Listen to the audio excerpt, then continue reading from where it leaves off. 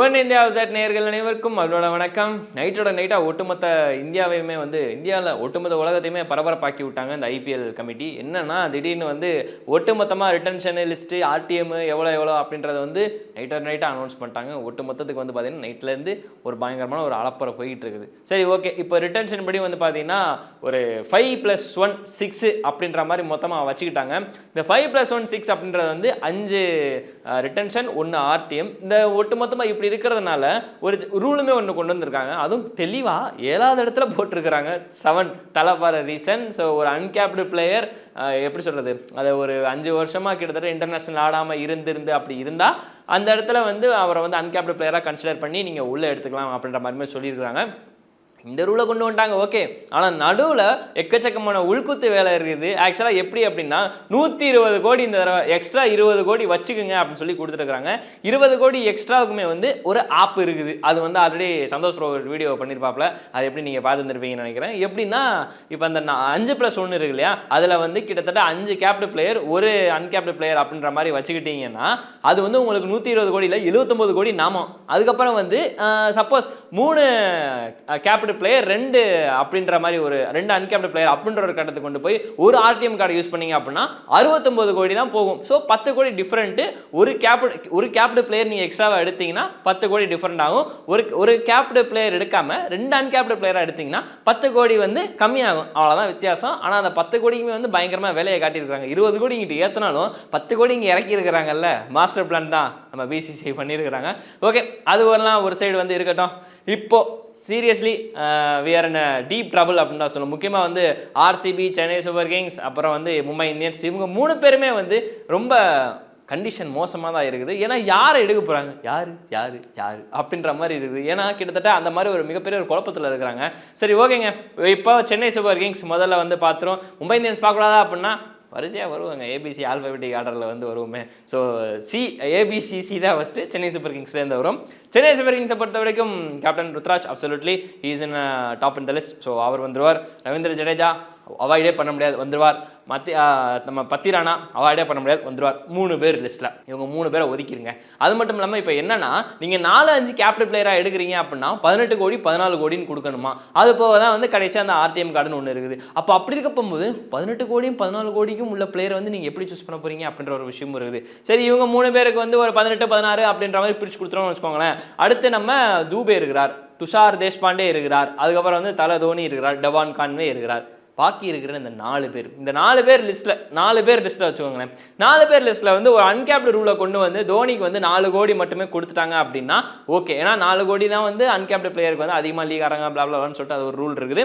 So அதில் தலை தோனிக்கு ஒரு 4 கோடி போயிடுச்சுன்னு வச்சுக்கோங்களேன். பாக்கி இருக்கிறது 3 பேருக்கு தேவையான ஸ்லாட்டு 2. அந்த தேவையான 2 ஸ்லாட்டில் ஆர்டிஎம் கார்டை யாருக்கு சூஸ் பண்ண போகிறாங்க? டவான் கான்வேக்கா, துஷார் தேஷ்பாண்டேக்கா, இல்லை சிவம் துபேக்கா? ஆனால் எனக்கு தெரிஞ்சு ஒட்டுமொத்தமாக இப்போ உங்களுக்கு பத்திரனா மாதிரி ஒரு பவுலர் இருக்கிறாங்க. ருத்ராஜ் ஒரு ஓப்பனிங் பேட்டர் இருக்கார், கேப்டன்ஷிப் இருக்கிறாரு. மிடில் ஆர்டருக்கு ஒரு ஆள் தேவை அப்படின்றப்ப எனக்கு தெரிஞ்சு மேபி தே கோ ஃபார் சிவம் துபே அப்படின்னு தான் தோணுது. தலை தோனி இருக்கிறாருங்க, ஜடேஜா இருக்கிறாருங்க 2 பேரும். ஆனால் ஆறுசாமி அப்படின்ற ஒரு பிளேயரை உருவாக்கி அந்த பட்டம் கொடுத்து இந்தியன் டீமுக்கு மறுபடியும் கூட்டு வந்த பெருமை சிஎஸ்கேக்கு சாரும். கண்டிப்பாக ஆர்சிபி விட்டுட்டாங்க, ஆர்ஆர் விட்டுட்டாங்க, கை விட்டாங்க அப்படின்றப்ப சிவம் துபே உள்ளே கொண்டு நீ ஆடு தம்பி அப்படின்ற மாதிரி இது பண்ணி ஒட்டுமொத்தமாக 6 மட்டும்தான் உன் கொள்கை, நீ அதை மட்டும் தான் அடிக்கணும், மற்ற எதுவும் அடிக்கிறான்னு சொல்லிட்டு சாப்பாடு போட்டு வளர்த்து இப்போ ஆறுசாமின்னு பேரை கொடுத்துட்டாங்க. ஆனால் போன தடவை அந்த வீடியோ பண்ணாமல் இருந்திருக்கலாம் அப்படின்ற மாதிரி ஒரு கர்ஸ் வேறு இருந்துச்சு, அந்த வீடியோ கர்ஸ் வேறு இருந்துச்சு, அது வேற விஷயம். பட் இருந்தாலும் ஆறுசாமிக்கு எனக்கு தெரிஞ்சு மேக்ஸிமம் போகிறதுக்கு மிகப்பெரிய ஒரு பாசிபிலிட்டி இருக்குது. ஏன்னா மிடில் ஆர்டரில் உங்களுக்கு தரமான ஒரு லெஃப்ட் ஹேண்டர். ஜடேஜா மேலே ஆனாலும் still Jadeja is a finisher. எனக்கு தெரிஞ்சு இப்போ இதுக்கப்புறம் தோனி வெளியே போயிட்டாரு அப்படின்னா ஜடேஜா நீடிக்கிறதுக்கு ஒரு ஃபினிஷராக நீடிக்கிறதுக்கு வாய்ப்பு இருக்குது. அந்த இடத்துல வேறு ஏதாவது ஒரு ஃபினிஷர் அப்போ எடுப்பாங்க, அது வேற விஷயம். பட் இருந்தாலுமே எனக்கு தெரிஞ்சு கான்வேக்கும் துஷார் தேஷ்பாண்டேக்கும் போகிற இடத்துல சிவம் துபேக்கு போகிறதுக்கு மிகப்பெரிய ஒரு பாசிபிலிட்டி இருக்குது. Because left hand advantage, middle order batter, hitter எல்லாத்துக்கும் மேலே. அதனால் ஏன்னா 2023-24 ஐபிஎல்ல சிவம் துபேயை நம்பி கிட்டத்தட்ட பாதி மிடில் ஆர்டர் இருந்தது, அது உண்மைதான். அதனால் மேபி ஒரு சின்ன ஒரு அட்வான்டேஜாக சிவம் துபே 4வது ஒரு கேப்டு பிளேயராக உள்ளே போகிறதுக்கு மிகப்பெரிய ஒரு பாசிபிலிட்டி இருக்குது. சரி, இப்போ அடுத்து வருவோம். அஞ்சாவது இப்போ எம்எஸ் தோனி அன்கேப்டு பிளேயரா லிஸ்ட் எடுத்துட்டாங்க அப்படின்னா அப்போ பாக்கி இருக்கிறது ஒன்று ஆர்டிஎம் கார்டை யாருக்கு சூஸ் பண்ண போகிறாங்க? துஷார் தேஷ்பாண்டேவா, தெவான் கான்வேவா? தெவான் கான்வே போன வருஷம் ஆடலை, தம்பி இன்ஜுரி ஒட்டுமொத்தமாக வெளியே போயிட்டாப்ல. அது மட்டும் இல்லாமல் பார்த்தீங்கன்னா அவர் நடுவில் நியூசிலாந்து டூரும் ஆடல, ஸ்ரீலங்காக்கு எதிராக இப்போ தடுமாறிட்டு இருக்காப்ல. லாஸ்ட் இன்னிங்ஸ் நல்லா அடிச்சாப்ல, செகண்ட் இன்னிங்ஸில் ஃபாலோ ஆன் நல்லா அடிச்சாரு, ஃபர்ஸ்ட் டெஸ்ட்டில் கொஞ்சம் வளர்ப்பினார். பட் இருந்தாலுமே டெவான் கான்வே அப்படின்ற ஒரு பிளேயர் வந்து ஒரு தரமான ஒரு கிளாசிக் பிளேயர், மைக் அலெசியோட பக்காவான ஒரு ரீப்ளேஸ்மெண்ட் சொல்லிட்டு எல்லாருமே வந்து ஆரம்பத்துலேருந்து பேசிக்கிட்டு இருந்தோம். ஃபாஃபு கான்வேயோட காம்போ வந்து தரமாக இருந்தது, ருத்து கான்வேயோட காம்போவும் ஒர்த்தா இருந்தது. பட் இருந்தாலுமே வந்து எப்படி சொல்றது, தெவான் கான்வேக்கு போகிறாங்களா இல்லை துஷார் தேஷ்பாண்டேக்கு போகிறாங்களா? துஷார் தேஷ்பாண்டே ஒரு பவுலர், ஓகே, ஸ்டில் அவர் வந்து ஒரு நல்ல டெத் பவுலராக வந்து உருமாறினார் பிராவோட கைடன்ஸில், அவரோட கோச்சிங்கில் எல்லாமே தரமாக இருந்தது. பட் ஆனால் டெவான் கான்வேக்கு வந்து முக்கியத்துவம் கொடுக்க போகிறாங்களா இல்லை துஷார் தேஷ்பாண்டேக்கு முக்கியத்துவம் கொடுக்க போகிறாங்கிறத வந்து சீரியஸில் அந்த இடத்துல அவங்க குழம்பி போய் தான் நிற்பாங்க. ஏன்னா அவங்களுக்கு ஆல்ரெடி பத்திரானா ஒரு பவுலர் இருக்கிறாரு அப்படின்றப்ப வந்து ஜடேஜா ஒரு ஆல்ரவுண்டர் லிஸ்ட்டில் பவுலராக வருவார், அது போக சிவம் துபே ஒரு பவுலராக வருவார். பேட்டிங்கில் வந்து ருத்ராஜ் மட்டும்தான் இருக்கிறாப்புல, அது போக சிவம் துபே இருக்கிறாப்புல. ஸோ இவங்க எல்லாத்தையுமே எடுத்து வந்து கீழே வந்து நம்ம ஜடேஜா வருவார், அது கீழே வந்து தலதோனி வருவாப்புல. அப்படி இருக்கிறப்போ ரெண்டுமே ஒரு சின்ன ஒரு லிட்டில் பிட் வெல் பேலன்ஸ்டாக இருக்கிற இடத்துல எங்கே போய் கான்வேவுக்கோ இல்லை துஷார் தேஷ்பாண்டேக்கோ அட்வான்டேஜ் பார்க்க போகிறாங்க அப்படின்ற விஷயமும் இருக்குது. எனக்கு தெரிஞ்சு என்னோட கெஸ்ஸிங்கில் நான் சொல்லிடுறது வந்து ஓகே, கமெண்ட்டில் உங்களோட கருத்து அது என்னன்னாலும் சொல்லுங்கள், தாராளமாக ஏற்றுக்கக்கூடியது தான். என்னோட கருத்தை பொறுத்த வரைக்கும் பார்த்தீங்கன்னா they go for Tushar Deshpande absolutely. Michael அலெசியோட ரீப்ளேஸ்மெண்ட் கான்வே அப்படின்றது எனக்கு நல்லாவே புரியுது. ஆனால் துஷார் தேஷ்பாண்டே கடந்த 2-3 வருஷமாக வந்து சென்னை சூப்பர் கிங்ஸ் நல்லா பண்ணிட்டு வராரு. சேமஸ் டெவான் கான்வே புரியுது. பட் இருந்தாலுமே ருத்ராஜ் அங்களுக்குள்ள இருக்கிறப்ப வந்து ஓப்பன் பேட்டிங் ஆர்டரில் வந்து ஒரு லிட்டில் பிட் ஸ்ட்ராங்காக இருக்கிற மாதிரி எனக்கு ஃபீல் ஆகுது. அங்கே பத்திரானா மட்டும்தான் இருக்காரு. So they will go for Tushar Deshpande அப்படின்றத வந்து என்னோட ஒரு ஐடியாவாக இருக்குது. எனக்கு கான்வே பிடிச்சிருக்குங்க, சீரியஸ்லி ஒரு நல்ல தரமான ஒரு பேட்டர் தான். பர்சனலி ஃபீல் லைக் ஒரு லிட்டில் பிட் ஒரு மைக்கேல் சி ஹெலைட் அப்படின்னு தான் சென்னை சூப்பர் ஃப்ரான்ச்சைஸை பொறுத்த வரைக்கும் வச்சிருக்காங்க. பட் ஸ்டில் எனக்கு தெரிஞ்ச ஒரு பவுலிங் அந்த இடத்துல பத்திரானா மட்டும் இருக்கிறதுனால மேபி ஒரு little bit go for Tushar Deshpande தான் வந்து என்னோட தோணுது. கான்வேவை ஆக்ஷனில் விட்டு எடுக்கிறத ட்ரை பண்ணலாம். மேபி யாருக்கு தெரியும், விட்டமாக விடனாலும் விட்டுறோம், சென்னை சூப்பர் கிங்ஸ் பண்ணாலும் பண்ணுவாங்க, அது தெரியுது. அஸ்வினை கூட எடுக்கிறத வந்து நான் வேறு வீடியோ பண்ணியிருந்தேன், அது வேறு ஒரு பாசிபிலிட்டி இருக்குது. ஸோ சிஎஸ்கேவுக்கு வந்து இப்படி இருக்குதா, ஓரங்கட்டும். அடுத்து வரும் எம்ஐக்கு பொறுத்த வரைக்கும் வந்து பார்த்தீங்கன்னா மிகப்பெரிய தலைவலி, ரோஹித் சர்மா ஆடுவாரா மாட்டாரா, என்ன கருத்து சொல்ல போகிறாரு அப்படின்ற ஒரு விஷயம் தான். ஏன்னா உங்களுக்கு வந்து ஒட்டுமொத்தமாக 5-6 இருக்குதா, 6ல் வந்து 5 கேப்டு பிளேயர்னு வச்சுக்கோங்க. நீங்கள் யார் யார் எடுப்பீங்க? ரோஹித் சர்மா, இஷான் கிஷன், ஸ்கை, பும்ரா, ஹர்திக், 5 பேர் வந்துட்டாங்களா. அடுத்து வந்து 6வது அந்த ஆர்டிஎம் கடை யாருக்கு யூஸ் பண்ண போகிறீங்க? நீங்கள் வந்து ஒரு ஆகாஷ் மத்வாலுக்கா இல்லை வந்து ஒரு எப்படி சொல்கிறது நேகல் வதேராக்கா, யாருக்கு யூஸ் பண்ண போகிறீங்க அப்படின்ற மாதிரி ஒரு விஷயம் இருக்குது. ஏன்னா இல்லாட்டி திலக் வர்மாவுக்கு யூஸ் பண்ண போகிறீங்களா அப்படின்ற ஒரு விஷயமும் இருக்குது. திலக் வர்மாவுக்கு யூஸ் பண்ணுறதுக்கு வந்து பேட்டிங் ஆர்டர் ஸ்ட்ராங்காக தான் இருக்கும். ஆனால் திலக் வர்மா மாதிரி ஒரு பிளேயரை வந்து விடுறதா அப்படின்ற மாதிரி மும்பை இந்தியன்ஸ் மண்டையை பிச்சுட்டு உட்காருவாங்க. முக்கியமாக அக்டோபர் 31 வரைக்குமே வந்து டைம் அவைலபிலிட்டி கொடுத்துருக்காங்க. உங்கள் ஃபுல் ரிட்டர்ன்ஸ் லிஸ்ட்லேயுமே நீங்கள் சப்மிட் பண்ணணும் அப்படின்றது. அப்போ தான் நவம்பர் டிசம்பருக்குள்ள வந்து ஆக்ஷனை வச்சு அடுத்த ஐபிஎலுக்கான வேலையை இது பண்ணும்போது அடுத்த வருஷம் மார்ச்சுக்கு வந்து தரமாக நடக்கிறதுக்கு மிகப்பெரிய ஒரு சான்ஸ் இருக்குது. ஸோ இப்படிலாம் ஒரு பாசிபிலிட்டிஸ் இருக்கிறப்போ யாருக்கு போக போகிறாங்க? கேப்டன் ஹர்திக் பாண்டியா வச்சுப்போம், ஸ்கை அவாய்டே பண்ண முடியாது. கேப்டன் ஹர்திக் பாண்டியாவான்றது இப்போ வரைக்கும் தெரியல. ஸ்கை, ஹர்திக், பும்ரா ஓகேங்க, இஷான் கிஷான், அதுபோக ரோஹித் சர்மா ஹிட்டை எடுப்பாங்க அப்படின்ற ஒரு விஷயமும் இருக்குது. 5வது ஆளாக சேர்த்துப்போமா? 6வது ஆளாக வந்து அவங்க எப்போங்க ஜஸ்பிரீத் பும்ரா என்ன பண்ணுவாங்க? ஏன்னா இங்கே வந்து ஸ்கை, ஒரு இஷான் கிஷன், ஒரு ஹர்திக் வந்துட்டாங்க, ரோஹிட்டு, அதுக்கப்புறம் வந்து பார்த்தீங்கன்னா இங்கே ஜஸ்பிரீத் பும்ரா வந்துட்டாலும் இன்னொருத்தர் எங்கே போவாங்க அப்படின்ற மாதிரி எனக்கு ஒரு கேள்விக்குறி வருது. ஸோ அப்போ அந்த இடத்துல வந்து யாரோ ஒருத்தருக்கு மிகப்பெரிய ஒரு மைனஸ் இருக்கிற மாதிரி, ஒரு நேகல் வதேராவா இல்லை வந்து ஒரு ஆகாஷ் மத்வாலா யாரை உள்ளே கொண்டு வர போகிறாங்க, ஆர்டிஎம் கார்டை யார் சூஸ் பண்ண போகிறாங்க அப்படின்ற ஒரு விஷயமும் இருக்குது. எனக்கு தெரிஞ்சு மேபி ஒரு பாசிபிலிட்டியாக வந்து பார்த்தீங்கன்னா நேகல் வதேராவோ இல்லை வந்து ஒரு எப்படி சொல்கிறது ஒரு ஆகாஷ் மத்வால், 2 பிளேயரில் வந்து யாராவது ஒருத்தருக்கு அன்கேப்டு பிளேயர் லிஸ்ட்டில் உள்ளே கொண்டு போவாங்க. அப்போ ஆர்டிஎம் கார்டு யாருக்கு? ஆல்ரெடி வந்து உங்களுக்கு ஒரு ஹர்திக்கு, ஸ்கை, ஒரு இஷான் கிஷன், அதுக்கப்புறம் வந்து ஒரு எப்படி சொல்கிறது ஒரு ஜஸ்பிரீத் பும்ரா, 4 பேர் இருக்கிறாங்க. அப்போ ஆர்டிஎம் கார்டு ஹிட்டுக்கா அப்படின்ற மாதிரி ஒரு கேள்வி வருது.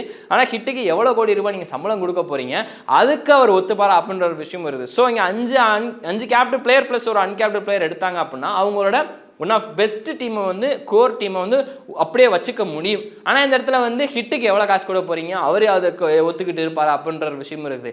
இப்போ அன்கேப்டு பிளேயர் லிஸ்ட்டில் யார்? நேகல் வதேராவா இல்லை ஆகாஷ் மத்வாலா, இவங்க 2 பேரில் யாரை வச்சுக்க போகிறீங்க அப்படின்ற ஒரு போட்டியும் இருக்கும். ஸோ மும்பை இந்தியன்ஸ்க்கு ஒரு மிகப்பெரிய ஒரு தலைவலி இருக்க தான் செய்யுது. எனக்கு தெரிஞ்சு 2 பேருமே ஒரு சாலிடான பிளேயர்ஸ், சூப்பர் டேலண்டட் பிளேயர்ஸ். ஆனால் யாரை வச்சுக்க போகிறாங்க? எனக்கு தெரிஞ்சு possibly they go for Nehal Wadhera இருந்தாலும் ஒரு லிமிடெட் ஆப்பர்ச்சுனிட்டிஸ் தான் அவர் கிடச்சிருக்கு. They go for Akash Madhwal. Seriously one promising bowler.